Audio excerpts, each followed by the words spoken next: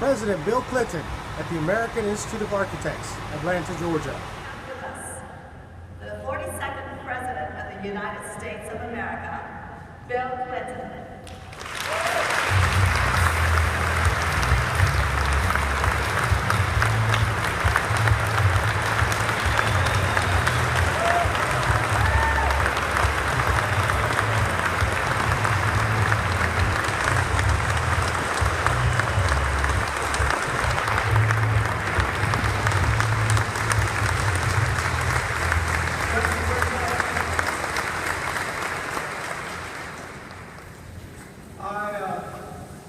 I'm delighted to be here. Thank you, Elizabeth, for the introduction. Thank you, Robert Ivy, George Miller, all the other people that I've worked with over the years. I was a little late because I was backstage talking to Moshe. I was watching a speech, and he is a longtime friend of mine at work. Alice Walton invited him to look at the site and said, Moshe, would this be a good site? He said, I think it's wonderful. She said, do you want the job? I don't know if any of you ever got a job this way. And I said, you want the job? He said, well, Alice, this is a very big project. Don't you think you ought to have a competition? She said, I did. Do you want? Do you want the job or not? So you should all look for a deal like that. Resiliency in the built environment particularly. And I'm very grateful to all of you because you spend your days designing not only the world that we live in, but the one my very young granddaughter will inherit. The theme this year, Impact, is important to me because we've been focusing on this, trying to figure out on an ad hoc basis how to achieve them. But thanks to focusing on this, we began to realize the importance of designing a project from the beginning. And I could give you a lot of examples of how that has affected not just our partners through the Clinton Global Initiative, but also the work our foundation is doing, especially in healthcare around the world, trying to design health systems that countries can afford to run that will stop things like Ebola epidemics from getting out of hand.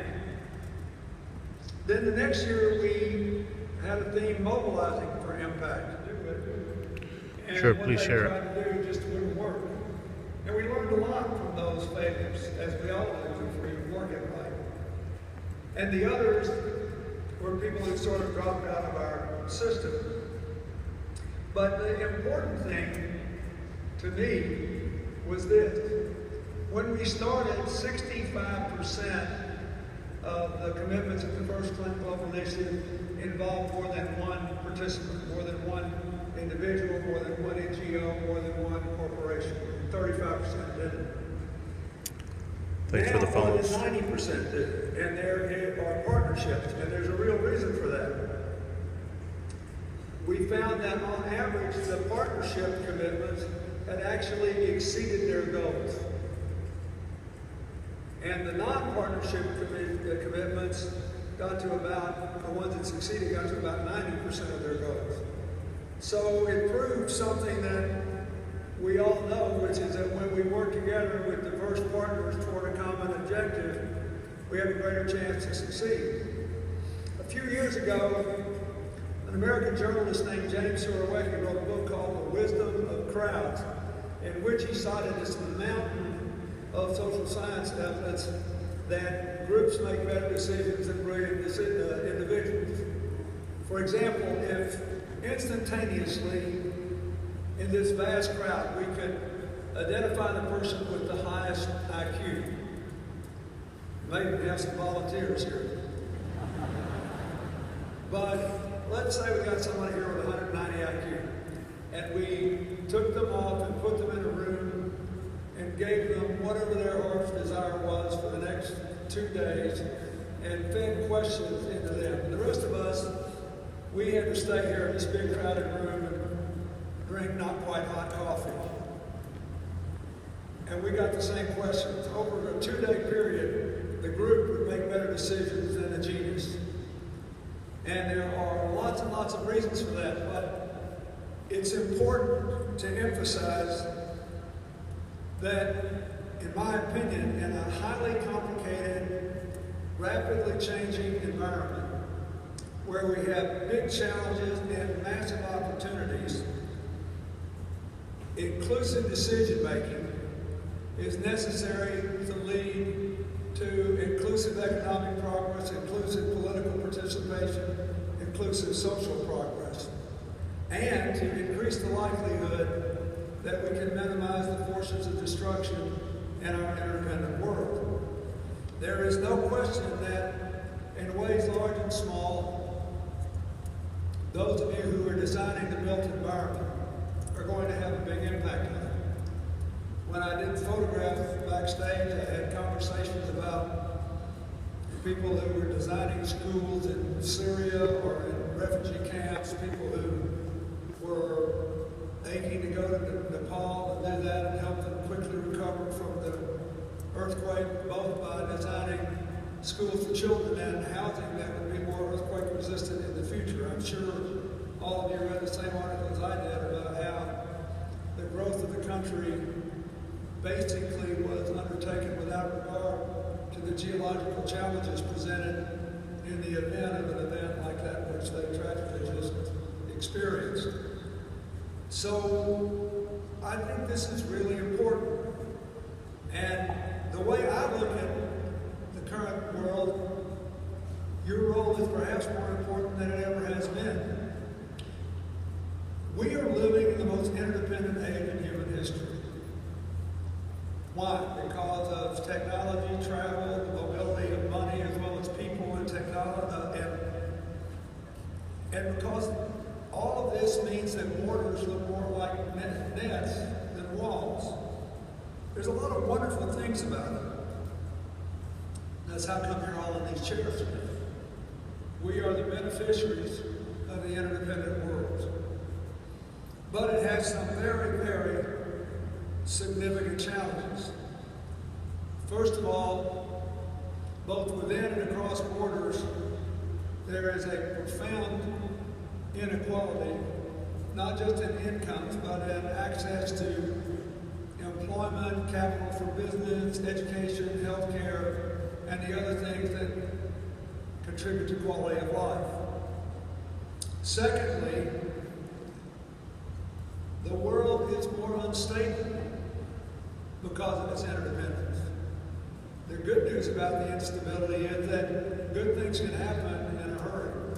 A couple years ago, the World Bank did a simple analysis saying that every increase of 10% in cell phone penetration in poor countries added 0.6% to GDP in those countries. And I saw that myself working in the aftermath of the Southeast Asian tsunami or the Haitian earthquake. In the aftermath of the earthquake, most Haitians didn't have a bank account, even before the earthquake. So you got a Canadian bank to partner with the biggest cell phone company in Haiti because they did all have cell phones, and all of a sudden there was an explosion in basic banking participation in a way that is building the economy on a broader base now. And in Sri Lanka and Indonesia, where a lot of fishermen were thrown out of work by the tsunami, when we put them back in the water, we gave them all cell phones, their incomes went up on average 30% because for the first time in their lives they could check on the price of fish up and down the coast and they couldn't be ripped off. And everybody was treated fairly. So there are a lot of good things about this modern world. But we also know that when we had the financial crash in the United States, it spread very quickly to the UK, to Ireland, to Iceland, and across the world. We know that cyber networks are increasingly vulnerable to penetration. WikiLeaks, Snowden, other names are becoming household words, but every day something is happening that undermines the security of countries, companies, and individuals and families' privacy. We know that borders looking more like nets than walls makes it hard to preserve national security, especially when governments lack a lot of capacity anyway. So we see the growth of Boko Haram, Ansar-Din, Al-Shabaab in Africa, ISIS in the Middle East. We know that this is a problem. One of the good news stories is we also know what people think about it, because most of the people who are trying to break down the 21st century world through technology believe our differences are more important than our common humanity. And there is a response to that. People are voting with their feet. They're trying to get as far away from ISIS as they can. Why is ISIS, a group with lots of guns and skilled bank robbers, so obsessed with persecution, which is all above ground, and a tank covered with landscaping, very attractive, and all treated to 99% purity before chlorine is added to make it above 99%. But the whole thing that made it possible was design. So I think about this all the time, about what you and we can do, not only to meet the challenges of climate change, but to meet the other challenges we face. Just two more observations, and then we'll go to questions. One is that doing this work in a developing environment is quite different than doing it in an advanced environment. Wealthy countries have systems we take for granted. Look at what we're doing here today. You would be quite surprised if the microphones went off, or the lights failed, or the air conditioning failed. If you are really bored with this talk, you can excuse yourself and go get a clean glass of water and go to the restroom. I spent a lot of my life in places where we can't take any of that for granted. One of the sites I visited in Tanzania not very long ago on this trip to Africa was a place where we established vaccine cold chain supply. Because you have to keep, if you want vaccines to work, you have to keep them between 5 and 9 degrees centigrade. And if you want them to work, people have to be able to get to them. So we were on the edge of the Ngorongoro crater in a health clinic where our partners had provided solar power to, among other things, maintain the capacity of a small refrigerator to take care of the vaccine supply, which enabled rural mothers from a rather large area to come in. The first person I met was a woman with a 6-month-old baby boy, finally getting him his basic vaccines and vitamin A, and she had walked 12 miles across the hills to get her baby things that we take for granted. Despite, again, climate change, we have avoided too much low-hanging fruit.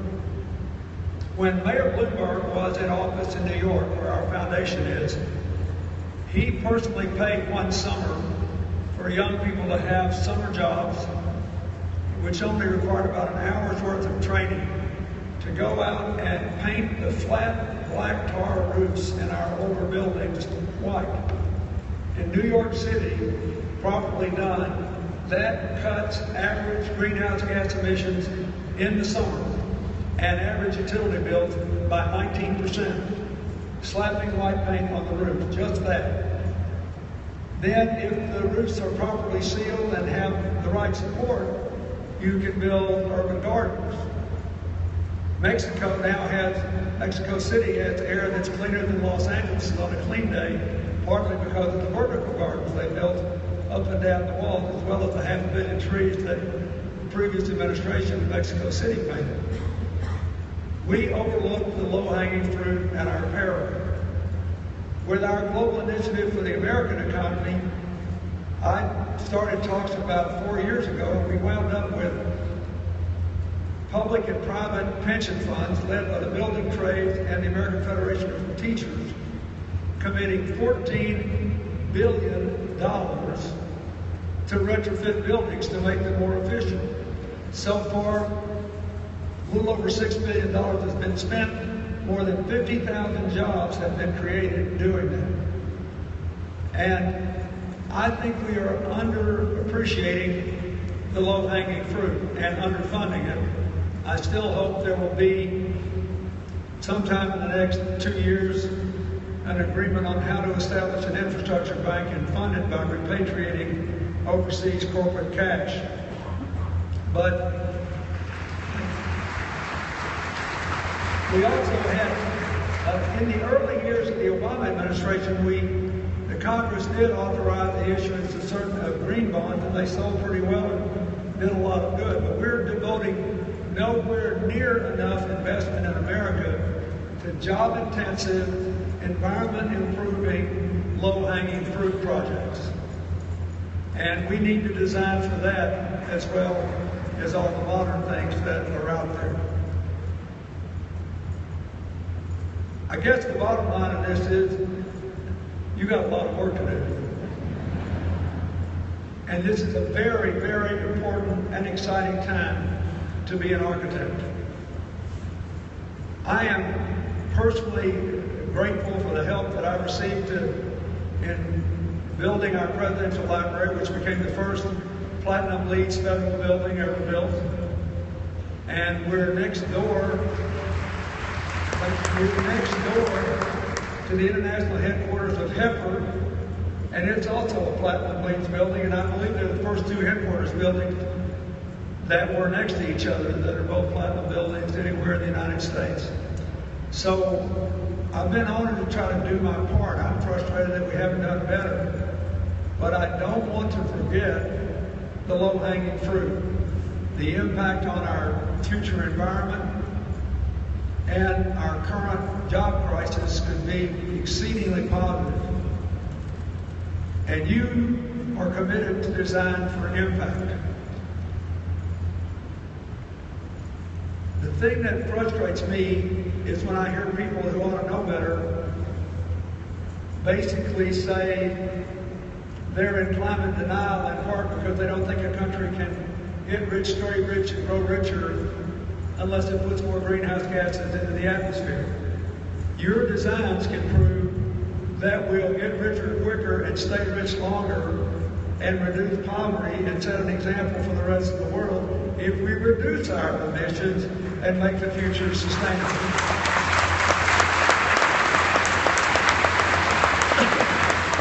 When you go home from this meeting, I ask you all to examine exactly how you operate and whether you can do more. I really believe that the 21st century is still likely to be the most interesting, successful time in human history, but it depends on decisions yet to be made impacting on inequality, instability from identity politics, and the problems of climate change. In all three areas, your work can have a profound impact. Thank you very much.